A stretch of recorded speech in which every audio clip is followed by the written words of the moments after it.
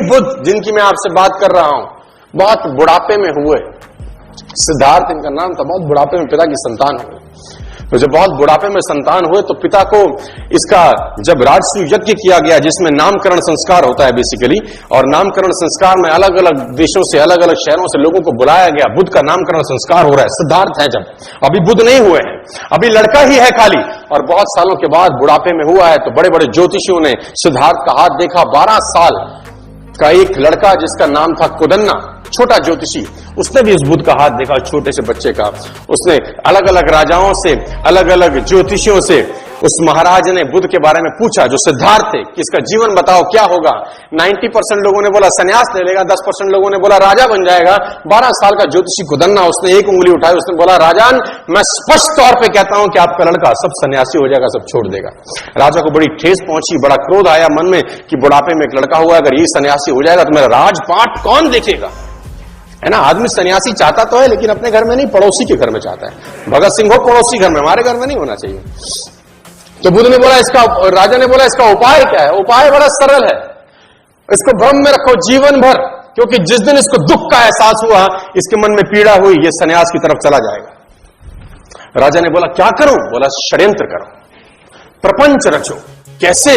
बोला जिस महल में रहता है गर्मी है तो सर्दी एहसास ना हो, सर्दी में गर्मी का एहसास ना हो, इसको शराब पिलाओ, लड़कियों से घेरे रखो, इसके इर्द गिर्द झूठा संसार रखो, इसको पता नहीं चलना चाहिए कि दुख नाम की कोई चीज होती भी है। बूढ़े व्यक्ति को इससे दूर रखो, मृतशैया को इससे दूर रखो, सूखा पत्ता इसके बाग में दिखना नहीं चाहिए क्योंकि ये चीजें इसको आकर्षित करेंगी संन्यास लेने की तरफ। राजा ने प्रपंच किए। और मैं बताना चाहूंगा आपको, मैंने इतिहास पढ़ा है कि अलग अलग ऋतुओं के लिए सिद्धार्थ के लिए अलग अलग घर बनाए गए। सर्दी के लिए अलग घर, गर्मी के लिए अलग, बरसात के लिए अलग। और बाग में उसके 24 घंटे 12 के 12 महीने उसके जो बगीचे में जो उसके जो माली थे वो 12 के 12 महीने बागवानी करते थे। पीला पत्ता उसमें अलाउड नहीं था क्योंकि पीले पत्ते को देखकर सन्यास जाग सकता है। और ये चलता रहा। और वो दिन आया जिस दिन कुछ होना था बड़ा। कहते हैं जो ईश्वर ने आपकी तकदीर में लिख दिया उसको तो कोई खुद नहीं बदल सकता। सिद्धार्थ को एक युवक महोत्सव में भाग लेने जाना था। उस युवक महोत्सव का उद्घाटन युवराज ही करते थे। तो डुंडी पीटी गई, मुनादी कराई गई पूरे शहर के अंदर कि जिस रास्ते से सिद्धार्थ निकले, खबरदार कोई बूढ़ा व्यक्ति नजर नहीं आना चाहिए, खबरदार कोई साधु ना दिखे, खबरदार कोई मृत्युशैया वहां से ना गुजरे। और पूरे के पूरे रास्ते से पीले पत्ते हटाए गए, हरे हरे बाग, ताकि बुद्ध को वो सब वैसे का वैसा लगे जैसे वो अपने महल में देखा करते थे। और वो महल से बाहर निकले, जो सारथी था वो सारथी बुद्ध को लेके निकला, सिद्धार्थ को लेके निकला। और निकलते निकलते निकलते निकलते आखिर वो घड़ी आ पहुंची। सिद्धार्थ ने पहली बार एक बूढ़े व्यक्ति को कुंभ करते हुए देखा जो झुक के चल रहा था। सिद्धार्थ ने सारथी को बोला रथ रोक।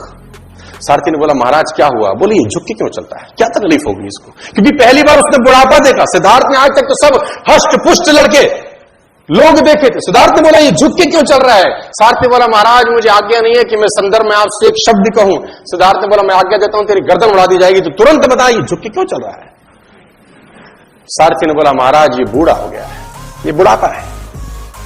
सिद्धार्थ बोला वो होता क्या है। बोला ये जवानी के बाद की एक अवस्था होती है, आप अभी जवान हैं, कुछ समय के बाद आप भी। सिद्धार्थ ने बोला मैं भी बूढ़ा हो जाऊंगा। उसने बोला सबको होना होता है।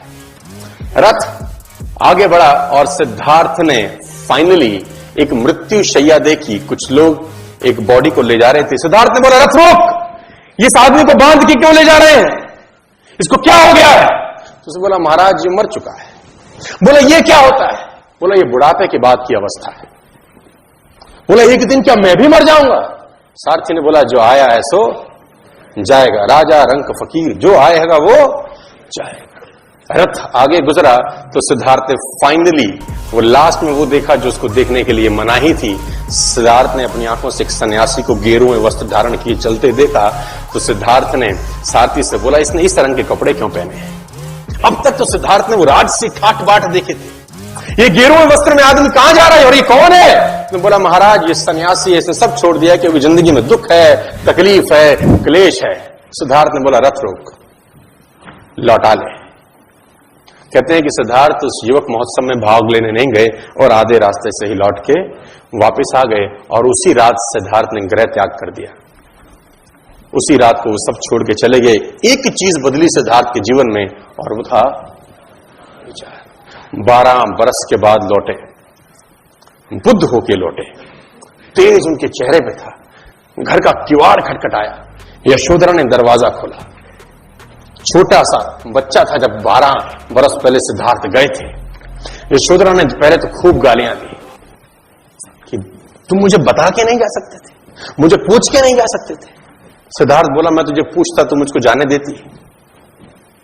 तू रो रही है, तकलीफ में है, गालियां दे रही है कि मैंने 12 साल तेरी सुध नहीं ली, मैं 12 साल तुझे चला गया छोड़ के। तू ये देख कि गया कोई और था यशोधरे, आया तेरे पास कोई और है।